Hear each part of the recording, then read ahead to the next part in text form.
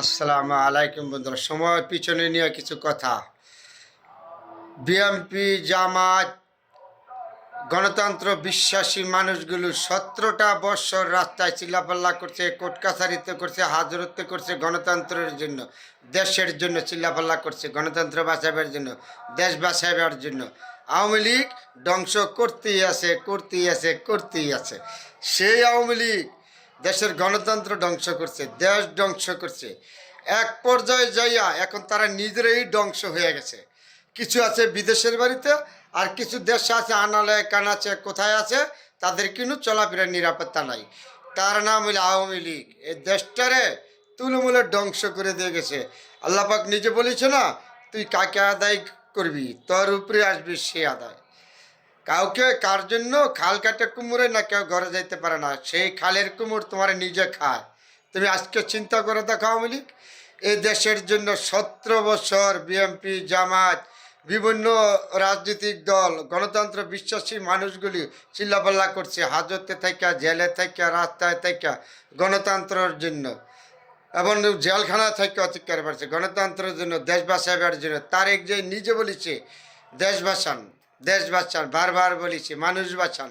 কিন্তু এই দল আওয়ামী লীগ খালি ধ্বংসই করছে, দেশটারে ধ্বংস করছে। দেশটারে লুইটা পুইটা খাইয়া নিয়া এই দেশটারে শেষ কইরা বিশ্বের ভিতরে একটা ইতিহাস, বাইতুল মুকামের মসজিদের খতিব সাহেব, ইমাম সাহেব, সচিব সাহেব, বিচারপতি পালায় গেছে। বিশ্বে এমন কোনো ইতিহাস নাই। এ আল্লাহ, তুমি তাদেরকে বুঝার তো বিজ্ঞ। আপনারা বলেন তো, এসব সরকারও তো পতন হয়েছিল 90 থেকে। এসব সরকার পলাইছে? এসব সরকারের মন্ত্রী এমপিরা পলাইছে? পলায় নাই। কি ধরনের অপরাধ করলে, কি ধরনের জুলুম করলে জনগণের উপরে দেশ ছেড়ে পালাইতে হয়? একজন জাতীয় মসজিদের ইমাম সাহেব এবং সচিব, বিসি, আওয়ামী লীগের বুদ্ধিজীবী, আওয়ামী লীগের নেতাকর্মীরা কেন পলাইতে হবে? কি ধরনের অপরাধ করছে এদেশের মানুষ? আপনাদের বিবেককে আপনারা জিজ্ঞান। আওয়ামী লীগ কখনো দেশপ্রেমিক ছিল না, ছিল ও না।